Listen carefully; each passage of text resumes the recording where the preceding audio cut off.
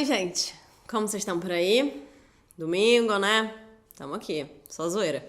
Então, esse vídeo é um vídeo sobre a construção da relação. Como a gente disse que a gente ia fazer no vídeo passado, todo mundo aprovou nos comentários, falando assim, isso, faça um vídeo sobre construção e tal. Aí a gente resolveu fazer um vídeo sobre isso. Porque a gente tava... Quer falar? Jamais. Por quê? Como jamais? Você nunca mais vai falar? Não, vai ficar mudo nesse vídeo? Vou ficar mudo. Eu tenho vários comentários, coisas pra ler.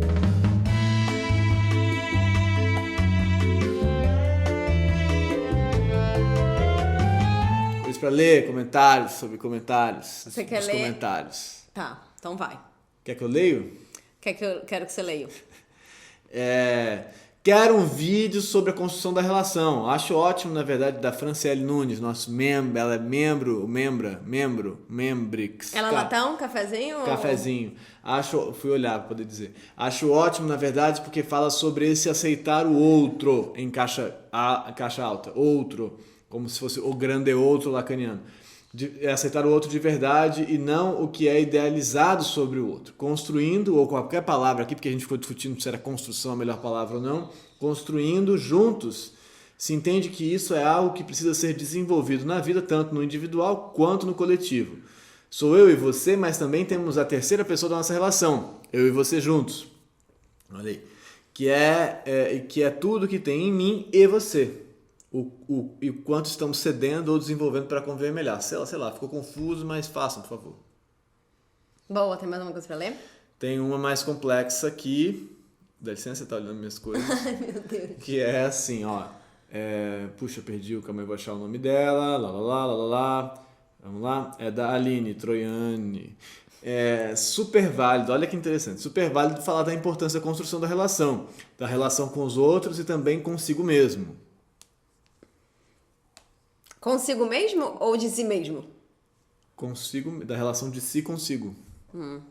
E porque também construímos uma relação com a gente, mesmo. Exclamação. Eu sempre fui muito carente e me conhecer mais me ajudou a estar perto de pessoas mais sensíveis que percebam a minha necessidade de confirmação através de elogios. Mas levei um tempo para entender e aceitar que nunca teria isso da minha mãe, por exemplo, pois ela não é do tipo acolhedora e estimuladora. Está tudo bem, pois ela está fazendo o melhor que ela pode com as ferramentas que ela tem. Porém, também aceitei que quero ser acolhida e confirmada. Então, busco pessoas que me nutram nesse lugar ao mesmo tempo que também aprendo a me autonutrir. Mas ainda não consegui isso numa relação sexo-afetiva.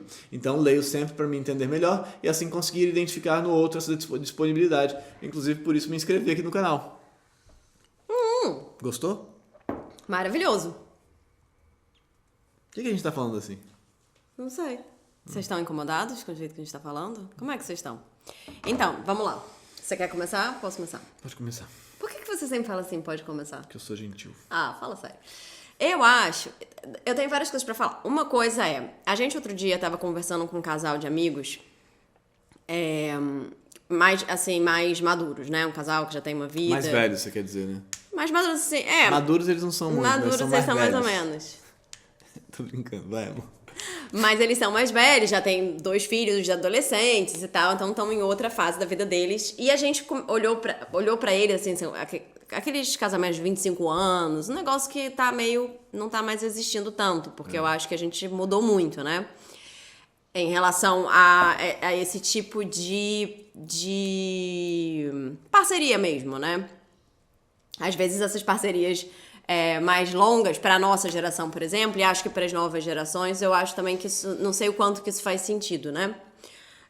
Mas, enfim, quanto que isso faz sentido? O que vocês acham? Mas a gente ficou muito pensando, nós, como um casal aqui, hétero, normativo, blá, blá, blá, blá, blá, branco privilegiado, a gente ficou muito pensando sobre essa ideia de se é possível essa construção independente de ser uma relação heteronormativa, privilegiada, branca e tal. Porque, de certa forma, todas as relações, elas vão precisar de algum tipo de construção conjunta, né? De entendimento de quem é o outro e de construção juntas e de projeto. Independente dessa relação ser homoafetiva, independente dessa relação ser um trisal, ser um quadrisal, independente a relação que for, todo mundo, de certa forma, quer, precisa e gostaria de construir coisas. E quando a gente tá falando construir coisas, não necessariamente... Todo mundo quer, precisa construir coisas. Eu acho que no fundo, sim. Eu adoro quando você faz isso. Como é que você sabe que todo mundo quer? Não, todo mundo é muito grande, né? Mas eu acho que as pessoas... Todo mundo é 7 eu bilhões acho que as de pessoas não querem estar totalmente sozinhas, né? Eu acho que as pessoas precisam do outro. A gente precisa do outro pra gente se entender, pra gente crescer, pra gente amadurecer, ou não. Ou a gente não precisa. Ou a gente pode todo mundo ficar sozinho mesmo com os nossos Instagrams e ficar dando like aí no pessoal e ficar meio louco mesmo. Não sei. Coronavírus aí, a quarentena tá aí pra provar que eu acho que o pessoal... Né? Todo mundo que tá sozinho nesse momento, tá pensando que, pô, legal quando tem outra pessoa pra eu poder falar, pra eu poder conversar, pra eu poder tocar, pra eu poder abraçar, não? Talvez, não tenho certeza. Tô ouvindo seu argumento. Vou jogar fora meu saquinho. Também, eu tô aqui falando, você vai jogar fora o saquinho do chá? Por que você não levou o meu saquinho do chá também pra jogar fora? Não sabia que você estava satisfeito. Ai, muito difícil essa relação. Aí... O que eu acho? Então, eu acho que o ser humano, e aí vamos falar do Panksepp, não sei. Biologicamente a gente não precisa estar em relação? Pô, amor, aí você vai complicar o negócio do vídeo. Não, a gente precisa. A gente precisa de estar em relação. Estar em relação. Mas eu acho não precisa necessariamente... Calma, deixa eu falar. Não precisa Você me fez uma pergunta. É verdade. Vai, fala. A gente se funda em relação, a gente existe em relação, a gente só existe em relação, a gente não existe como humano, como ser, como sujeito, se não for em relação. Mas cada pessoa específica vai se desenvolver na vida de uma maneira e precisar mais ou menos do outro na idade adulta, na vida adulta. Tem gente que não aguenta os outros, tem gente que quer ficar sozinho mesmo no Instagram. Mas, mentira. Mas tem gente que precisa mais. Tem gente de todo jeito, de verdade. A gente se funda, a gente se constrói na relação com o outro, né? Especialmente até a infância, mas não só, até o final da infância, sim, mas, né? Que a gente vai aprendendo a ficar sozinho, aprendendo a lidar com a própria existência, sem necessitar tanto do outro, mas isso não se mantém assim necessariamente para todo mundo do mesmo jeito, de jeito nenhum. Isso não acho. Entendi. Então, eu vou manter a minha teoria aqui, independente daquilo que você falou, que eu acho que sim, que a gente sempre precisa de alguém. E essas relações, elas não necessariamente precisam ser afetivas. Elas podem ser... Foi isso que ela falou? Sexo afetivas? Eu gostei disso. Sexo afetivas. Elas podem ser, por exemplo, a sua relação com a sua mãe. Pode ser que você more com a sua mãe, fique com a sua mãe, e já que você não pode fazer sexo com a sua mãe, essa relação não vai ser sexo afetiva. Gostou? Uhum. Então a gente, de certa forma, vai sempre precisar de algum outro. A gente vai precisar de algum diálogo, de alguém pra você falar, pra você entender, pra você trocar, pra você pensar junto ou não, pra você discordar, pra você, né? O ser humano sozinhão lá no mundo, se todo mundo acabar, ficar só um ser humanão sozinho, ele vai ficar um pouco desesperado, né? Ele pode sempre ter um pet também, que também às vezes tem ajuda. Tem filmes com aquele com Denzel Washington, tem um filme com Will Smith também. Os americanos gostam desse tipo de coisa, né? Ok, da pessoa ficar Uma isolada. chama The Book of Eli e o outro chama I Am the Legend. Que a pessoa sobrou só ela. Né? Ela acha que sim, depois ela entende que não. Mas por que você diz que isso necessariamente é normativo? O quê? A relação. Porque aí a gente vai falar de duas coisas, né? Porque eu acho que uma coisa é a construção de coisas materiais, né? Tipo esse casal que vai ter uma casa, que vai ter os filhos, não sei o que, não. Mas não é disso. E aí eu queria dizer que não é disso que a gente tá falando, mas quando a gente fala em construção de relação, parece um pouco uma coisa meio normativa, né? Não sei, parece. Boa questão, parece? Parece pra vocês? O que vocês pensam? Parece ou não parece? Tem esse argumento aí de um pessoal, né, que pra solucionar o mundo tinha que acabar com a estrutura de família mesmo, porque as famílias lutando umas contra as outras, a gente nunca consegue pensar em modificações a nível de coletividade. Mas é possível pensar... É uma boa questão também. Mas pode ser um outro vídeo, né? Mas é porque é possível pensar na não existência da família completamente? Porque a família, independente do jeito que ela se forma... Boa questão também. Ela vai ser uma família. Então, se ela é uma família de dois... Como é que a moça falou, aquele vídeo?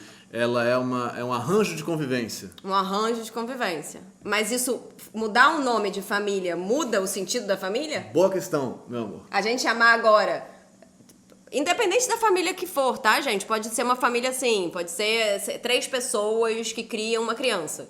Ou 3 pessoas que moram juntas. Ou pode ser a família que 3 for. crianças que criam uma pessoa. 3 crianças que criam uma pessoa. Pode ser também.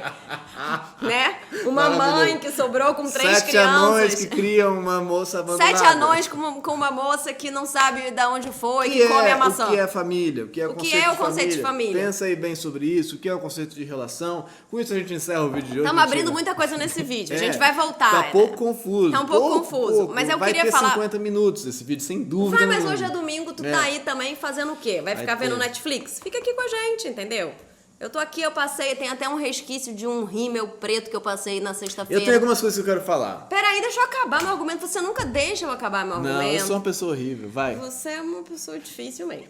Aí, o que acontece? A gente ficou pensando muito nisso, assim, nessa ideia de construir uma relação que não tem a ver necessariamente com a construção material da relação, tá, gente? Não tem a ver com, tipo, comprar uma casa. Isso, por exemplo, já é um conflito aqui em casa, concretamente. Pra Flor, a ideia da coisa de ter uma casa e tal, é mais importante do que pra mim.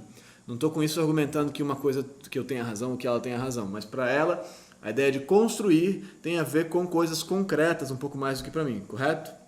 Tá de acordo? Sim, correto, porque eu gosto, porque eu sou uma pessoa classe média e eu continuo achando que o negócio da casa própria faz sentido, minha casa, minha vida, faz sentido, entendeu? O negócio, tu ter tua casinha lá pra tu morrer, se alguma coisa acontecer, entendeu? Se o mundo acabar, tu tá lá na tua casinha que é tua, tu não tá pagando aluguel pra ninguém, tu tá lá ó, na tua casinha. Sabe? Negócio meio classe média, eu sei, mas tem a ver, eu sou assim, fui criada assim, né? Mas aí, o que acontece é que a gente não tem uma casinha. Então, a gente não tá falando disso, a gente não tá falando dessa construção mais material e tal. A gente tá falando de uma construção que é dessa parceria. Você perguntou se necessariamente a construção de uma relação passa pelo índice material. Pode sim ou pode não? Pergunta pra vocês, o que vocês acham? Passa por esse índice ou não? Mas o que a gente tá falando aqui, que tem a ver com uma construção, que aí eu não acho que tem a ver com a normatividade, com a heterossexualidade, com nada disso, tem a ver com realmente construir uma relação. Tá. E isso é um monte de coisa, né? Então, porque quando você começa a se relacionar com uma outra pessoa e você começa um pouco a entender quem é essa outra pessoa, quais são as neuroses dessa pessoa, quais são os medos dessa pessoa, quais são as vulnerabilidades dessa pessoa, e ela também começa a entender sobre você e todas as outras coisas que você entende, como é que ela gosta de dormir, o que é que ela gosta de comer, como é que ela reage numa situação social, por exemplo, que não existe mais, já acabou, né? Digamos que a gente vai ao Leblon, entendeu? Só uma piada.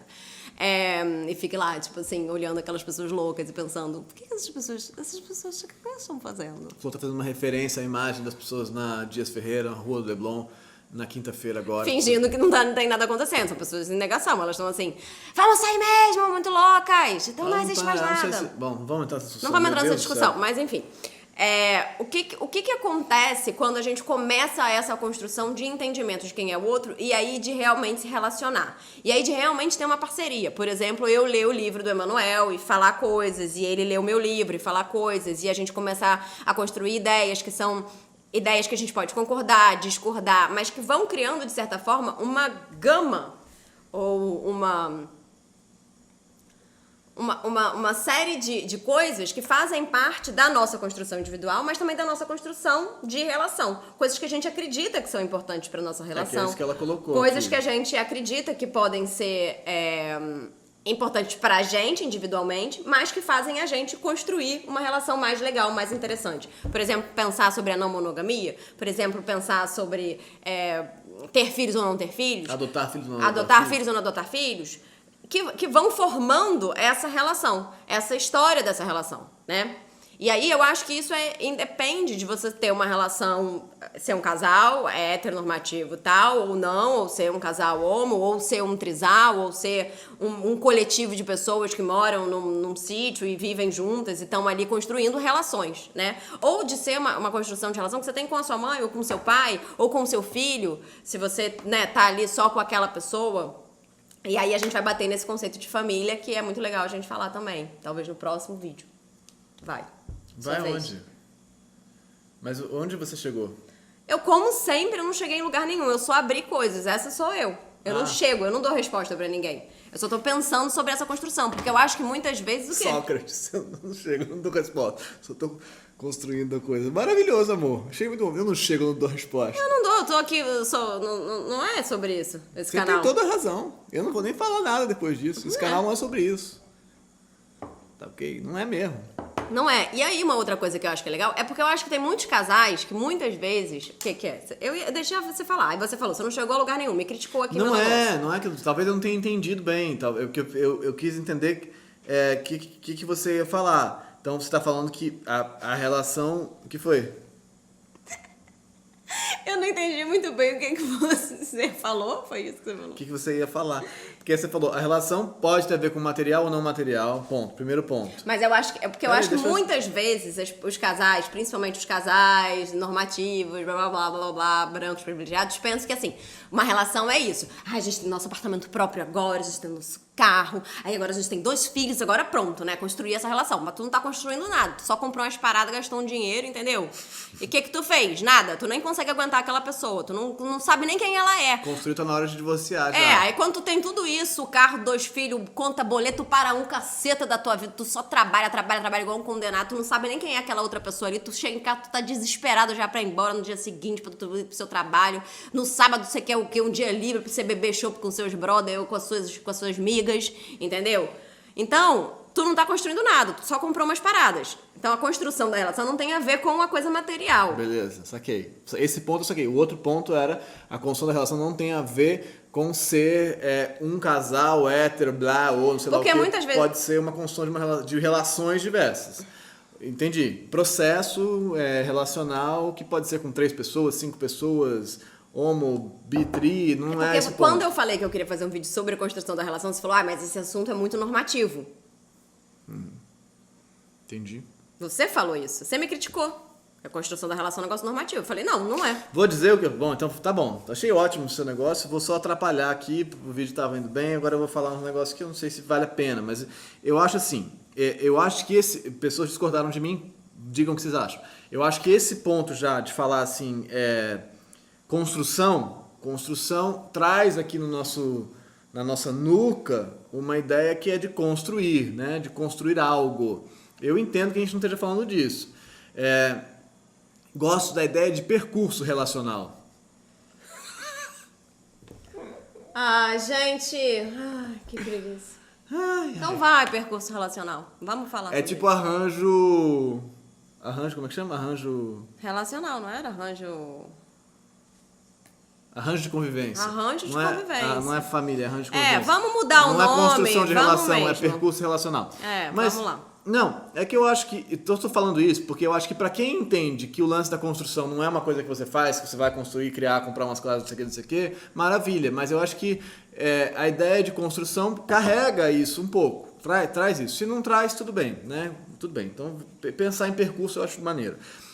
Considerando isso, eu acho que a coisa que é mais importante nessa história e que está faltando na nossa vida não tem a ver com nada ou nenhuma outra coisa, tem várias coisas, mas a fundamental é o tempo. A gente não está dando tempo para as coisas. Isso eu acho de verdade em relação a muitas coisas. A gente não tem tempo. Nosso tempo está sequestrado da gente, a gente está aí ou devendo tempo ou culpado que deveria estar aplicando melhor o nosso tempo em coisas mais produtivas. Então tem essas duas opções na nossa vida basicamente hoje em dia. Ou a gente está devendo, né, assim, atrasado, ou a gente está culpabilizado de não estar atrasado, entendeu? Porque assim, você deveria estar produzindo mais, então você não está produzindo mais, então você está culpado, né? Ou então você está devendo, porque você não conseguiu dar conta daquilo que você tinha que fazer, né? Dos 7 empregos que você tem que ter, então você está também devendo. Então você está devendo. Resumindo, você está devendo. Então, nessa experiência temporal que a gente tem hoje em dia, é muito complicado tudo isso que a gente está falando. E aí a gente vai automatizando as coisas, fazendo as coisas todas passarem em temporalidades mais rápidas, né? mais escorregatela, mais algorítmicas, mais aceleradas e líquidas, velocidades líquidas. E a gente não tem tempo para assentar as coisas, sulcar as coisas, descobrir as coisas, passar por depressões, né, barrigas, assim, nesse sentido de de momentos de crise, de esvaziamento e tudo isso, a gente não faz mais isso. A gente está correndo em busca de alguma coisa que é basicamente a morte, que está no final. Vamos estar correndo para onde? Para a morte. Quero chegar mais rápido lá. Não, a gente está correndo para comprar carros, pra apartamentos. Produzir. Não, eu sei, mas pagar escolas. É o negócio do Mujica que a gente já falou aqui, que é assim, o seu bem mais precioso nesse sentido é o seu tempo. Então, tudo isso passa por esse problema, eu acho. A gente não tem tempo. E aí, então essa é uma primeira coisa que eu acho que a gente tem que parar para pensar sobre a nossa dinâmica relacional de hoje em dia, que a gente está tratando as relações dentro desse corpo de coisas, assim, que são coisas que tem que se desviar rapidamente, porque a gente não pode perder tempo numa relação que não é bacana, né? A gente não pode perder tempo na relação errada, a gente não pode perder tempo. Então eu acho que isso é um troço, assim, para a gente pensar. Primeiro ponto que eu queria colocar. Segundo ponto que eu queria colocar, que tem a ver com esse, que é a questão da flutuação do desejo nas relações sexoafetivas, como ela colocou aqui. Por que parece tão mais fácil, é uma coisa séria, por que parece tão mais fácil construir relações estáveis, duradouras e que se desenvolvam, né? E que por isso que eu estou construir, né? E que se modifiquem. Não, construir não pode. Você usa agora o teu linguajar aí. Ter percursos relacionais mais duradouros e mais diversos e mais aprofundados com relações que não sejam sexoafetivas. Por quê? Né? Qual que é a questão disso? Por que no campo do erótico, do eros e tal, nesse sentido, no campo romântico, se a gente quiser chamar, a gente parece ficar pulando de galho em galho, né? Na tal da monogamia serial, né? Então, por que é assim? Do que a gente está falando aí? Alguém tem alguma hipótese sobre isso? Eu tenho cá as minhas, mas acho que são diversas hipóteses que a gente pode formular sobre isso. Por que a gente tem, por exemplo, amigos de 30 anos, né? Mas a gente não tem relações que passem pelo campo sexoafetivo de 30 anos. Tem muito menos hoje em dia. Você continua amiga das suas amigas da escola, e meu melhor amigo continua sendo o meu melhor amigo da terceira série, e inclusive falei com ele ontem, mas assim, as relações afetivas do campo sexual vão passando assim, não dá mais aqui, falhou. Por que será? Alguma ideia? Porque eu acho que nesse processo vou usar o seu negócio. Nesse percurso relacional, você acaba... Já pegou, vocês sentiram que já pegou. É chato. Percebe como é chato o percurso relacional? Já me dá irritação interna aqui, ó. Vou ficando vermelha. O que acontece é que eu acho que nesse percurso relacional, você vai... provavelmente, acho que muitas pessoas vão se desinteressando sexualmente daquela outra pessoa, por conta da falta de tempo também, porque você para de olhar aquela pessoa como uma pessoa com um desejo, você não tem mais tempo para isso, e aí você começa a colocar o seu desejo em outras coisas, em outras pessoas. Sim. Que são novidades. Então, essas novidades, elas são mais atraentes, né? Uma coisa que você nunca viu, que você não sabe como vai ser, que você não sabe lá. Total. É claro que se você é um casal não monogâmico, você pode manter esse percurso relacional e abrir espaços para o seu desejo estar em outros lugares também. Nesse sentido, a não monogamia é uma boa resposta a esse problema. Nesse sentido, a não monogamia pode fazer com que os percursos relacionais sejam mais longos. Talvez. Que você não tenha que mudar a próxima relação quando o desejo acaba, nesse sentido. Mas também, você talvez não... Você pode se apaixonar por essa outra pessoa com a qual você tem desejo, pela qual você tem desejo, e aí você querer mudar de percurso relacional e começar um outro percurso relacional com uma outra pessoa. Tá. Né? Porque aí você pensa, por que eu vou ter esse percurso relacional aqui com você, se na verdade eu quero mesmo transar com aquela lá. Aquele lá. Aquele lá, aquela lá, uma outra pessoa. Tá. Posso? Pode. Acho que faz sentido. Então, pergunta boa essa aí, se a não monogamia é uma boa resposta para esse tipo de questão. Não para todos os tipos de questão. Gente, olha só. Chega aqui mais perto. Você podia querer conseguir fazer isso. Chega aqui mais perto. Nada é resposta para tudo. Entendeu? Nada é resposta para tudo. Então, não adianta me vir com esse papinho de que a solução para os problemas da humanidade é X ou Y. Não é. Sério, isso é sério. Agora falando sério. É uma coisa séria mesmo. Mas vamos seguir. Mas eu acredito ao mesmo tempo... Eu quero seguir um pouquinho agora. Você já falou bastante nesse vídeo. Segue. Então, nesse sentido, a não monogamia, como prática, assim, pode ser uma abertura de pensamento para que a gente não fique assim condenado a essa obsolescência programada do campo relacional, como diria nossa querida amiga Rita e tantas pessoas mais. Calma aí, deixa eu falar. Só quero acrescentar que essa não monogamia não pode ser unilateral, meio machistada. Não, mas a gente já sabe disso, né? Tá bom. Tá. Então, beleza. Aí, eu acho que você tocou num ponto fundamental, que é o ponto do desejo e a flutuação do desejo, a modificação do desejo e o deslocamento do desejo que acontece dentro do percurso. E isso é muito importante de pensar, e é isso que modifica, eu acho, basicamente, que diferencia a sua relação no campo amoroso, nesse sentido, das relações das outras, né? É o que acho que a gente estaria falando do desejo.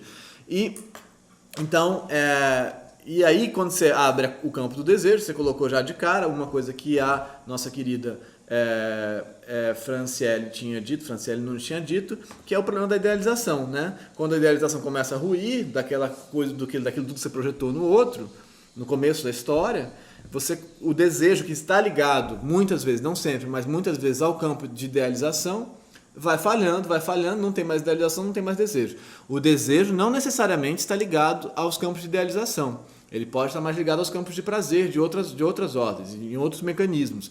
Mas quanto mais ligado ele está aos campos de idealização, mais chance a gente tem de cair nessa falha, percebe? Então, isso é uma outra coisa para pensar importante. Estamos aqui jogando coisas, assim, né? Mas vai. Outro problema do desejo é que quando a gente está falando do desejo, aqui como ela também colocou, tem eu e o outro e essa coisa entre. No campo do desejo, numa relação assim, a gente tem que lidar com os dois desejos. Então a gente tem desencontros entre esses desejos. Né? Que agora eu desejo, mas o outro não deseja. Eu desejo desse jeito, mas o outro não deseja desse jeito. Eu quero agora, o outro não quer agora. Eu quero agora e o outro não me quer. E aí entra na outra história, da outra mensagem, que é sobre como que essas relações têm que lidar com as nossas carências. Né? Então, que é o inferno da história, que é assim, o sofrimento que gera o descompasso entre os desejos dentro da relação. No campo sexual, obviamente, mas em todos os campos, mas especialmente no campo do eu me sinto desejado ou não, eu desejo ou não, o outro me deseja ou não, e assim segue. Então isso gera um mar de insegurança e desencaixe. Dá para entender o que eu estou falando? No começo da nossa relação, a gente tinha uma briga, assim, um desentendimento clássico, assim, que era, eu queria fazer a relação virar séria logo, assim, muito rapidamente, e a Flor não queria. A Flor estava num momento meio livre, assim, e tal, e ela queria viver outras coisas, e aí foi indo essa luta, eu querendo normatizar, controlar, e ela não, enfim.